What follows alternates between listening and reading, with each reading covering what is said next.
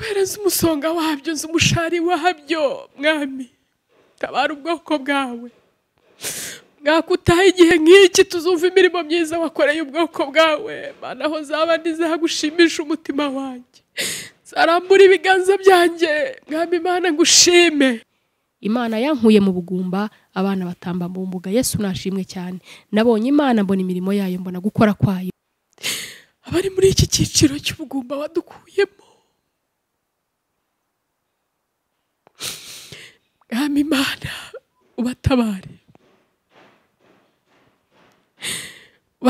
Yesu ubatabare kubyo watabaye ntacyo wanciye Mana ntacyo wanciye na kimwe n'ubuntu bugeretse ku bundi wagiriye ndabatakamiye Mana.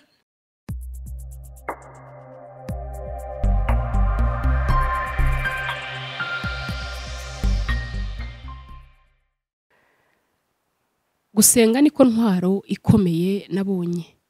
Ikindi nabonye kwizera ko ari yindi ntwaro ikomeye cyane. Ikindi nabonye ko umuntu mugenzi wawe mubana ugomba kubana neza nimubane mu kigeragezo. Mu kigeragezo mukakibanamo ariko ntihagire umuntu usunikira undi umupira.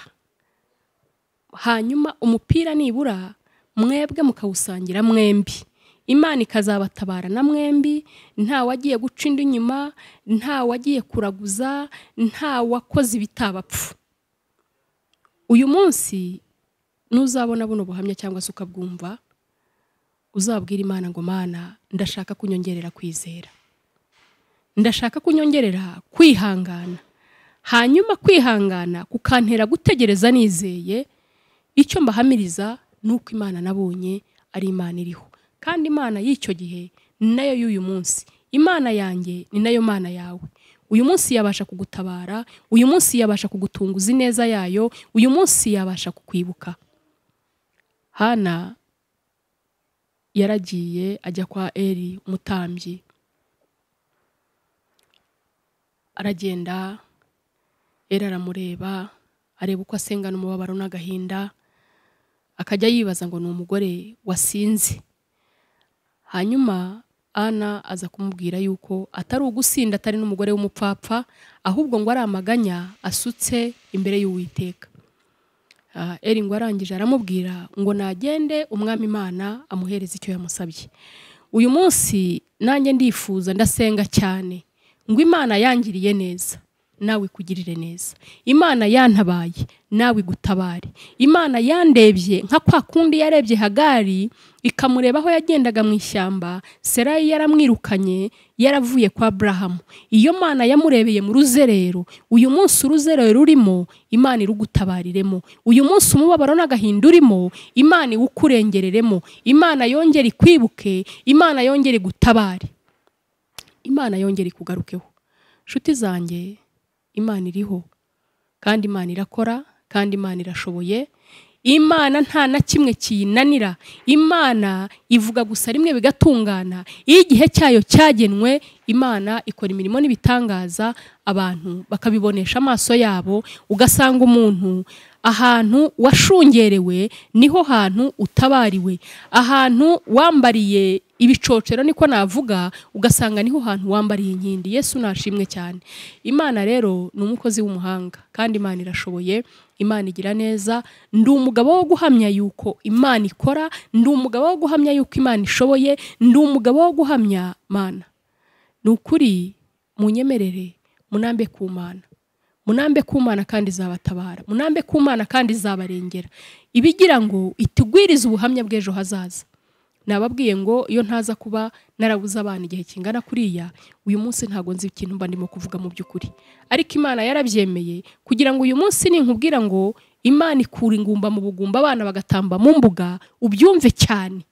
Imana yankuye mu bugumba abana batamba mu mbuga. Yesu nashimwe cyane. Nabonye Imana mbona imirimo yayo mbona gukora kwayo. Ndangije ndayisezeranya ndayibwira ngo Mana, buri uko nzajya ngira amahirwe yo kubona uko mvuga imirimo yawe, nzajya mvuga imirimo wangiriye. Iyo mbonye nk'uku nguku nkabona abambaza nkabona aho mvuga ubutumwa, nkabona mvuga iby'Imana yakoze, aho navugira iby'Imana yakoze numva jewe mba ndimo gukura ubwatsi, kuko mba ndimo guhigura umuhigo w'ibyo nahigiye Imana. Kandi nyamuneka muzirinde kubaho ngaho ngo wibuke ko Imana yakugiriye neza, nurangiza wumva yarakugiriye neza ubigira ubwiru. Nta mpamvu zo kugira ibintu ubwiru Imana yakoze, kuko nubigira ubwiru ntago abantu bazamenya gukora kw'Imana, ntabwo abantu bazabona imbaraga zayo, ntabwo abantu bazamenya yuko ari Imana ihambaye kandi ishoboye byose. Ariko ushobora kuvuga ukavuga uti Imana nanjye nungirira gutya, nanjye nzakugirira gutya. Imana irumva, Imana iratabara. Imana nta na kimwe nabonye idashoboye. Mu bumana bwayo ikora imirimo itangaje. Iyo niyo nabonye, haba mu bugumba, haba mu bindi bitandukanye, haba mu ntambara zitandukanye, haba mu bibazo bitandukanye, nabonye ukuboko kw'Imana. Ndayibwira ngo Mana, ibyo ari byo byose wabanye nanjye, ariko ntago nzareka kuvuga imirimo yawe. Reka dusenge Imana. Gusa abantu mwese mutegereje uvuge ngo uyu murongo uwufate mu mutwe, uvuge ngo Imana ituma batwita ni nayo ituma babyara. Ni Yesaya 66 umurongo wa 9. Waba umaze ukwezi kumwe ubikeneye, waba umaze umwaka umwe, waba umaze 2, waba umaze myinshi, ariko uvuge ngo Mana mubo watumye batwita nanjye ndimo. Ngo kandi ubwo uri Imana itarobanura ku butoni, mbese nawe ushaka ingingo zikurengera. Ingingo zagiye zimfasha, nagiye mfata ijambo ry'Imana nanjye ubwanjye nkihanurira, nkavuga nti iri jambo ubwo ryasohotse ntago ryasohokeye ubusa, mubo ryasohokeye nanjye ndimo, mubo ryavugagaho nanjye ndimo, mubatuma babyara nanjye ndabyara. Niba Imana itarobanura ku butoni, uko yagiriye kanaka nanjye basha kungirira neza. Imana ibaho umugisha cyane. Reka dusenga Imana. Mana uri mwiza, Mana uri nkuru, Mana urahambaye. Mana nejejwe n'imirimo yawe, nejejwe no gukora kwayo kudasanzwe Mwami. Uwiteka Mana nyiringabo, ndagushimye ko wongere kuncira inzira zo kongera kuvuga imirimo yawe Mana. Paulo yabivuze neza, aravuga ngo ntabwo ubutumwa bwiza bumukoze isoni. Mwami Imana, nanjye natuje akanwa kanjye ndavuze ngo ntabwo ubutumwa bwiza bunkoze isoni. Uwiteka Mwami Imana, ngo kuko Umwami Imana azantabara. Haleluya. Ngo nicyo gituma ntamwara, ngo ku maso hanjye hagakomera hakamera nk'urutare. Mwami nanjye ntabwo mwazwa no kuvuga imirimo yawe, kubera ko wantabaye inshuti yanjye. Mana wagize neza, Mana wagize neza. Wagize neza, Mana wagize neza. Umwana w'umuntu atashobora, Mana warabishoboye. Twabonye neza yawe Mana, twabonye imirimo yawe Mana, nta yindi Mana ihwanye nawe. Zagushimisha umutima wanjye iteka ryose ko wangiriye neza. Mwami, igihe buri cyo kuvuga mu buryo bukwiriye, hari igihe mbura uko gushima, ariko Mwami uko mbishobojwe nzajya mvuga ngo Mana urashoboye kandi uri mwiza. Abantu bose bagiye bakwita amazina bitewe n'ibyo wabakoreye naho mwahuriye. Nanjye nakwise Imana yanjye ishoboye byose. Mwami Imana, wagiriye neza, mbone neza yawe Mana. Kandi ntabwo wigeze uhinduka, ntabwo wigeze unanirwa, uracyari kwa kundi. Nyemerera Mwami, sengere Data wera, abari muri iki cyiciro cy'ubugumba wadukuyemo. Mwami Imana, ubatabare Yesu, ubatabare kubyo wantabaye. Ntacyo wanciye Mana, ntacyo wanciye na kimwe. N'ubuntu bugeretse ku bundi wagiriye, ndabatakamiye Mana. Hari abavuye mu byizerwa, hari abananiwe gusenga, hari ababonye ko iryo tangazo ritabareba atari ibyabo Mana. Ariko ngo uri Imana itarobanura ku butoni. Ndatakambye Mana nkuru y'igitinyiro, Mana nzima, Mana yumva, Mana ireba. Ndatakambye ngo ubarengere Mana, kubera nzi umusonga wabyo, nzi umushari wabyo. Mwami tabara ubwoko bwawe. Mwakutaha igihe nk'iki tuzumva imirimo myiza wakoreye ubwoko bwawe Mana, aho zaba ntizagushimisha umutima wanjye, zarambura ibiganza byanjye Mwami Mana ngushime, zatuza akanwa kanjye kuri umwami.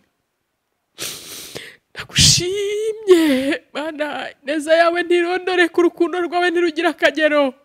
Ndakwingize Mwami, amatwi yanjye azumva ineza wagiriye ubwoko bwawe. Bari mu bigeragezo bitandukanye, bari mu bibazo bitandukanye Mana, ibyo byose urabizi kandi ngo ubibanamo natwe, gutuzi Mana ngo uri Imana ibasha gukora ibiruta cyane. Mwami Mana, mu byo ubasha gukora biruta cyane, n'abantu gutuma batwita birimo, n'abantu gukizwa birimo. Mwami Mana, abantu gutabarwa birimo, ngo uri Imana ibasha gukora ibiruta cyane. Reka ukorera ubwoko bwawe biruta cyane Mana. Mana Nyiringabo Uwiteka, waha icyubahiro Mana, uramburiye ibiganza. Yesu urakomeye, uri mwiza, zanezezwa n'inkuru nziza z'ibyo nzumva wabagiriye Mana. Bakozi bawe baha umugisha, bagirire neza Mwami Mana, uburyo butumye nongera kuvuga imirimo yawe Mana. Tangaza amakuru ryagure buryo bwose, mu buryo bumwe ndetse n'ubundi. Ryagure Mwami, kugira ngo abantu bawe babone aho bavugira ineza yawe n'urukundo rwawe Mana, babone aho bavugira gukomera kwawe n'ineza yawe. Mwami, nta kindi twavuga usibye kwamamaza ubuntu bwawe.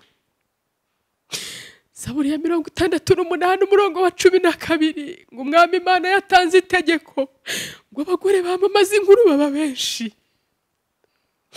Ko biri kose Mwami, ndagushimira ko umpaye uburyo bwo kwamamaza inkuru yawe nk'umugore, inkuru y'agakiza kawe, inkuru y'ineza yawe, inkuru yo gutabarwa, inkuru Mana nabonye. Yesu we, ndagushimye, ndagushimye Mana, urahambaye, uri mwiza. Ubwoko bwawe buhabwa umugisha Mana. Urakoze Yesu, ushimwe. Ibyo waturemeye Mwami harimo kukuramya no kuguhimbaza no kuvuga ineza yawe Mana. Nongeye mpiguye umuhigo imbere yawe Mwami, mvuze imirimo yawe uko nagusezeranyije Mwami, n'ibindi nibagiwe n'ibyibuka nzabivuga. Igihe cyose ngihumeka ntabwo uzareka kuvuga ineza yawe Mana. Ushimwe kandi uhabwe icyubahiro Yesu. Mu izina ryawe mukunzi mwiza Yesu nsenze nizeye. Amen.